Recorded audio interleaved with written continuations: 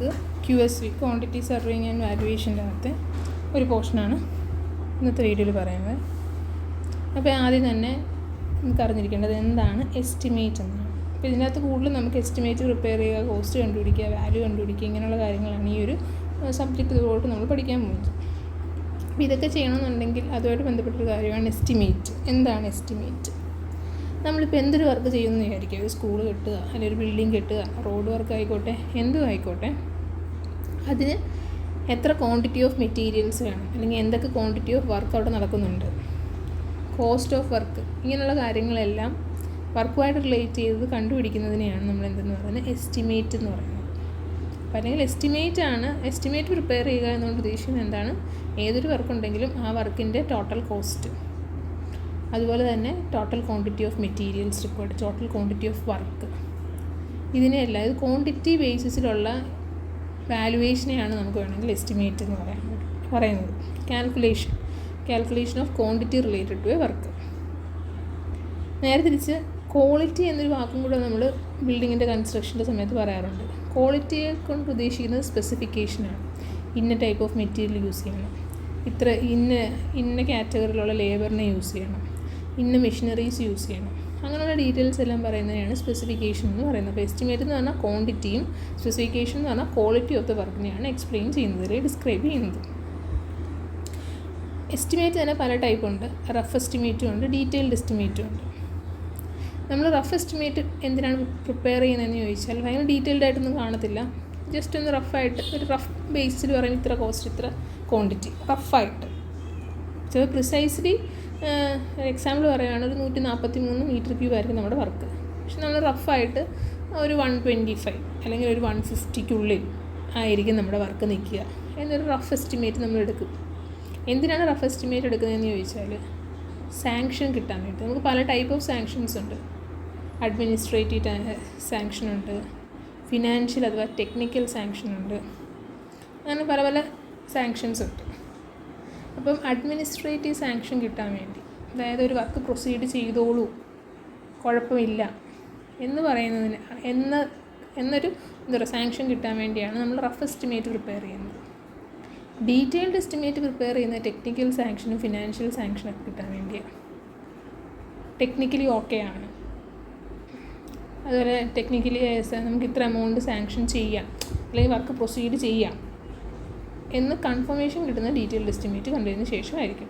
Just ഒരു administrative sanction കിട്ടുക, ഇന്ന വർക്ക് ചെയ്യാം, കുഴപ്പമില്ല, തുടങ്ങിക്കോ എന്നല്ല, വർക്ക് ചെയ്യാം, ഇന്ന വർക്ക് നമുക്ക് വേണേൽ പ്രൊസീഡ് ചെയ്യാം എന്ന് പറയുന്നത് റഫ് എസ്റ്റിമേറ്റ് വെച്ചിട്ടും, ഡീറ്റെയിൽഡ് എസ്റ്റിമേറ്റ് എന്ന് പറയുമ്പോൾ എന്താണ്, നമ്മളതിൽ ഓരോ വർക്കിൻ്റെ ക്വാണ്ടിറ്റിയും ഇൻ ഡീറ്റെയിൽഡായിട്ട് കാണിക്കും.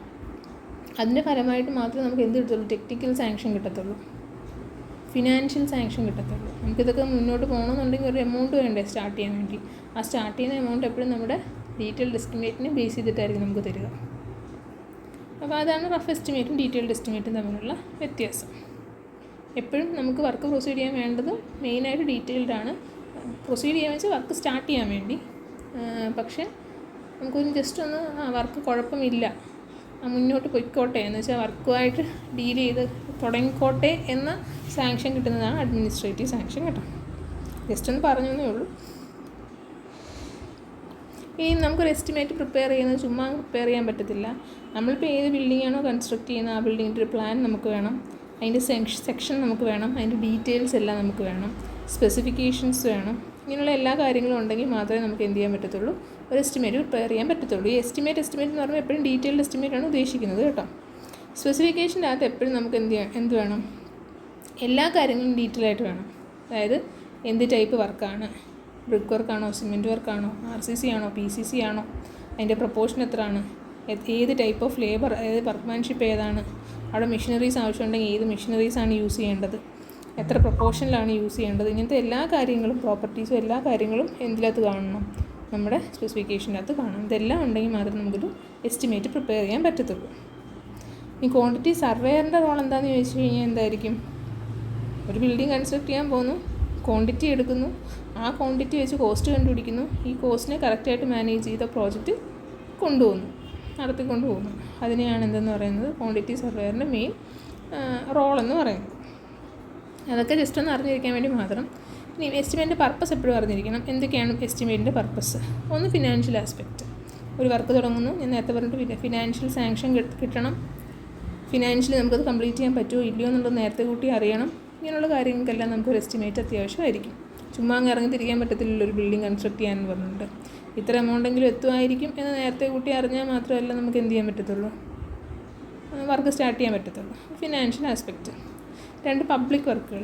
പ്രൈവറ്റ് വർക്കുകൾക്ക് എസ്റ്റിമേറ്റ് ഇല്ലാതെ ചെയ്യുന്ന എത്രയോ നമ്മൾ സാധാ വീടുകൾക്കൊന്നും നമ്മളിപ്പം വലുതായിട്ട് പണ്ടൊക്കെ എസ്റ്റിമേറ്റ് ഒന്നും പ്രിപ്പയർ ചെയ്യത്തില്ല. പക്ഷേ പബ്ലിക് വർക്ക് എപ്പോൾ ചെയ്താലും, for example road, PWD road, panchayat road, മറ്റേ വാട്ടർ ടാങ്കിൻ്റെ കൺസ്ട്രക്ഷൻ, വാട്ടർ സപ്ലൈയുടെ നമ്മുടെ പബ്ലിക് വാട്ടർ സപ്ലൈയുടെ എന്തെങ്കിലും കൺസ്ട്രക്ഷൻ, അങ്ങനെ പബ്ലിക്സിന് ആവശ്യമായ, അതായത് ഒന്നിൽ കൂടുതൽ കുടുംബക്കാർക്ക് ആവശ്യമായ എന്തെങ്കിലും ഒരു അമ്യൂണിറ്റി നമ്മൾ കൺസ്ട്രക്ട് ചെയ്യുകയാണെന്നുണ്ടെങ്കിൽ അവിടെ നമുക്ക് എന്തിൻ്റെ ആവശ്യമുണ്ട്? എസ്റ്റിമേറ്റിൻ്റെ ആവശ്യമുണ്ട്. പിന്നെ അടുത്തൊരു ആവശ്യം എന്താണെന്ന് ചോദിച്ചു കഴിഞ്ഞാൽ, നമുക്ക് ഒരു കൺസ്ട്രക്ഷൻ സ്റ്റാർട്ട് ചെയ്തു, ഓരോ സ്റ്റേജ് കഴിയുമ്പോഴും അടുത്ത സ്റ്റേജിലേക്കുള്ള മെറ്റീരിയൽസ് കറക്റ്റ് സമയത്ത് എത്തണം, ലേബേഴ്സിനെ അറേഞ്ച് ചെയ്യണം, മെഷീനറീസ് അറേഞ്ച് ചെയ്യണം.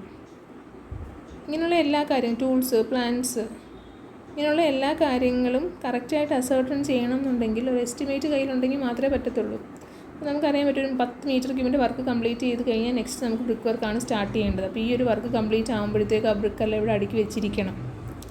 ആ ബ്രിക്ക് വർക്ക് ചെയ്യാൻ വേണ്ടി ഇത്ര ആൾക്കാർ ആവശ്യമുണ്ട്, ഇത്ര മേശരിമാർ, അല്ലെന്നുണ്ടെങ്കിൽ ഇത്ര ഹെൽപ്പേഴ്സ് ആവശ്യമുണ്ട്. ഇതൊക്കെ നമുക്ക് എന്തിൽ നിന്ന് മനസ്സിലാക്കാൻ പറ്റും? ആ എസ്റ്റിമേറ്റിൽ നിന്ന് മനസ്സിലാക്കാൻ പറ്റും. കാരണം നമ്മൾ എസ്റ്റിമേറ്റിനകത്ത് ഇതെല്ലാം ഇൻക്ലൂഡ് ചെയ്യുന്നുണ്ടല്ലോ. അപ്പോൾ അങ്ങനത്തെ ഒരു ടൂൾസും പ്ലാൻസും എപ്പോഴാണ് സൈറ്റിൽ എത്തേണ്ടത്, ഏത് ടൈപ്പാണ്, എന്നുള്ള കാര്യങ്ങളെല്ലാം അസർട്ടൺ ചെയ്യാൻ വേണ്ടി എസ്റ്റിമേറ്റ് ആവശ്യമാണ്. പിന്നെ കംപ്ലീഷൻ പീരീഡ് അറിയാനും ഹെൽപ്പ് ചെയ്യും. ഇത്ര നാളുകൊണ്ട് കംപ്ലീറ്റ് ചെയ്യാൻ പറ്റുമായിരിക്കും. അപ്പോൾ അതുവഴി നമുക്ക് കറക്റ്റായിട്ട് പ്ലാൻ ചെയ്ത് ഷെഡ്യൂൾ ചെയ്ത് കൊണ്ടുപോകാൻ പറ്റും.